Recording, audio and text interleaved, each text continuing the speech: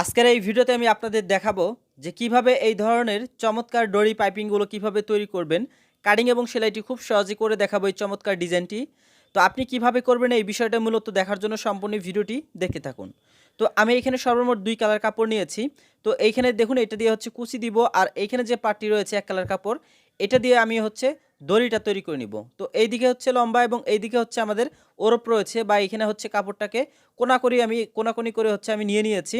তো কোনাকুনি করে নেওয়ার পর এই কাপড়টাকে এই দিক থেকে কেটে নিতে হবে। অর্থাৎ আপনি টান দিয়ে দেখবেন যেদিকে কাপড়টাকে হচ্ছে রাবারের মতো বাড়বে, সেদিক থেকে এইভাবে হচ্ছে প্রথমে কাটিং করে নিতে হবে। নেওয়ার পর 1.5 থেকে 2 ইঞ্চি আপনি যত বেশি নিতে পারবেন তত শক্তপোক্ত কিন্তু এই দড়িটা কিন্তু হয়ে যাবে।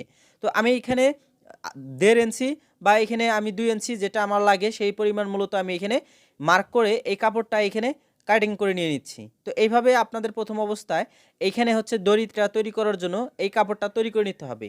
এখন আপনি কতটুকু দড়িটা লম্বা করবেন বা লং করবেন সেই পরিমাণে এখানে টুকরো আপনাদের করে জয়েন করে নিতে হবে। তো এই কাপড়টাও কিন্তু জয়েন করার একটা নিয়ম রয়েছে। জয়েনটা কিভাবে দিবেন চলুন এই বিষয়টা এখন দেখিয়ে দেই। তো এইখানে কাপড়টা কাটিং করা হলে এই পার্টটা এইভাবে রাখবেন এবং আরেকটা পার্ট হচ্ছে এইভাবে কোনাকুনি করে রেখে এই পার্টটা হচ্ছে এই দিক থেকে হচ্ছে সেলাই করে নিতে হবে। তো এই কাপড়টা এইভাবে হচ্ছে টোটালে হচ্ছে একটা সেলাই করে আপনি নিয়ে নিতে পারেন। তো এই সেলাইটা করার পর এই কাপড়টা এইদিকে নিয়ে আসবেন। এখন এইখানে একটু ভালোভাবে খেয়াল করুন, এটা হচ্ছে সোজা সাইড, এই কাপড়টা এই দিক থেকে এখন এখানে সেলাইটাকে ফাটিয়ে নিতে হবে।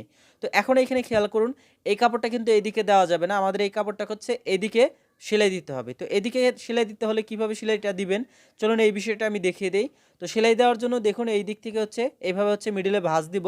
আমি একটু জুম করে দেখাচ্ছি। ভাঁজ দেওয়ার পর এইখানে 1 ফিট পরিমাণ সাইডে গ্যাপ রেখে, অর্থাৎ বাম সাইডে মাত্র 1 ফিট রেখে বাকি কাপড়টা হচ্ছে এদিকে হচ্ছে আমি সেলাই করে নিয়ে নিলাম।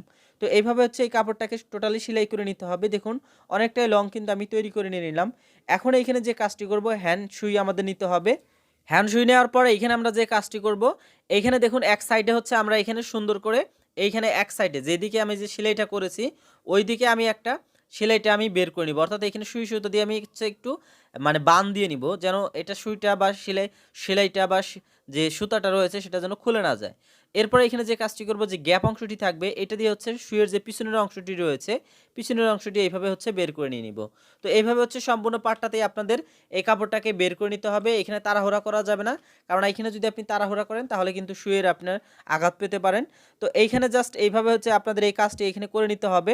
দেখুন আমি কিন্তু এখানে যে সেলাইটি রয়েছে সেলাইটি করার পর বা এখানে সুতাটা বের করার পর আমি টান দিলে কিন্তু মূলত এখানে যে কোণাটি রয়েছে বা অপর যে সাইডটি রয়েছে সেটা কিন্তু ভিতর দিয়ে কিন্তু বের হয়ে যাবে। আমি এখানে আবারও বলে রাখছি, এটা যতটুক লং আপনি রাখতে যাচ্ছেন সেটা কিন্তু আপনি করতে পারবেন বা দড়িটা কিন্তু বের করতে পারবেন আপনি যদি ওরপ করে কাপড়টি কাটেন। তো এখানে অনেকে আমাকে প্রশ্ন করেন যে ডরি পাইপিংয়ে কাপড় ওরপ ছাড়া কাটা যাবে কিনা। দেখুন আপনি যদি ওরপ করে বা এই কাপড়টা যদি যেদিকে বাড়বে ওইদিকে যদি আপনি না কাটিং করে যদি সোজা পাশে কাটিং করেন তাহলে কিন্তু এই যেভাবে কিন্তু বের হবে না। আপনি যখন টান দিবেন তখন কিন্তু মূলত এই যেভাবে জাস্ট কাপড়টা কিন্তু ওইখানে বৃদ্ধি পাবে, রাবারের মতো বৃদ্ধি পেয়ে কিন্তু কাপড়টা কিন্তু বের হয়ে যাবে।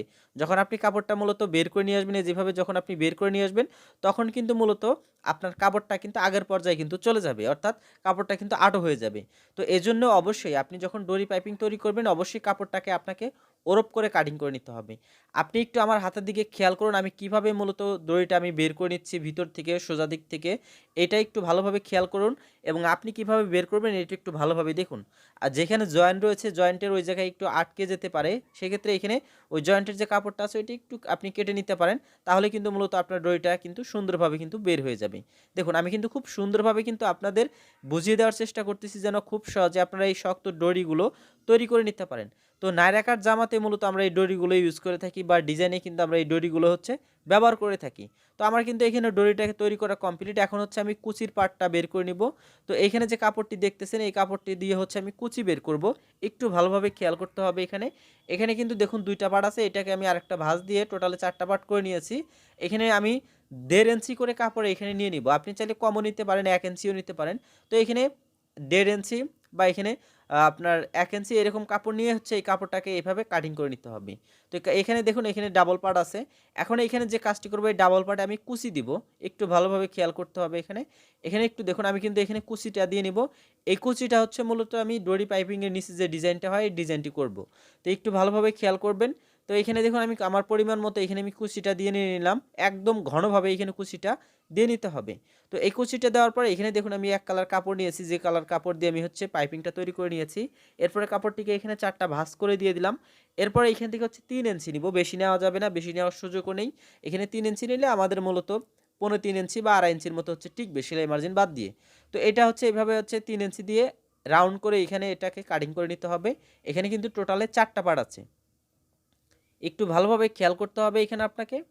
তো এই কাপড়টা কাটার পর এখানে যে সাইডটাও কাটিং করতে হবে এবং এই সাইডেও কাটিং করে নিতে হবে। দুইটা সাইডে কিন্তু মূলত আটকানো থাকবে, আটকানো পার্টগুলো হচ্ছে যেভাবে হচ্ছে আলাদা আলাদা করে নিতে হবে। এখানে দুইটা 4টা পার্ট রয়েছে, যেহেতু আমাদের জামাতে মূলত আমরা 4টা পার্ট ইউজ করে থাকি বা ডিজাইনে ইউজ করে থাকি। তো এটা নেওয়ার পর এখন এই যে সাইড দিয়ে আমরা যে কাজটি করব, কুচির পার্টটা এখানে বসিয়ে সেলাই করে দিব। তো একটু ভালোভাবে খেয়াল করুন। তো এখানে অবশ্যই ধীরে ধীরে সেলাইটা দিবেন, যেহেতু রাউন্ড আছে, যেহেতু গোল আছে। তো এখানে এক্সট্রা যে কাপড়টা আছে বা যে কুচির পাটটা আছে এটা এই যেভাবে হচ্ছে কেটে নেবেন। এরপর এখানে যেটা সোজা করে নেবেন, এটা হচ্ছে সোজা পার্ট। এই দিক থেকে হচ্ছে আপনি এখন চাপ সেলাই দিয়ে নেবেন। আপনি চাইলে এটাকে ডাবল পার্টও রাখতে পারেন, অর্থাৎ এই যে যেটা মূলত আমরা এই যে এক কালার কাপড়টা নিয়েছি এটা আপনি ডাবল পার্টও রাখতে পারেন। তো এটা আমি সিঙ্গেল পার্টই রেখে দিলাম। তো এভাবে হচ্ছে আমাদের যে কয়টা লাগে সেই পার্টগুলো হচ্ছে তৈরি করে নিতে হবে। তো আমি এখানে 2টা তৈরি করে দেখাচ্ছি।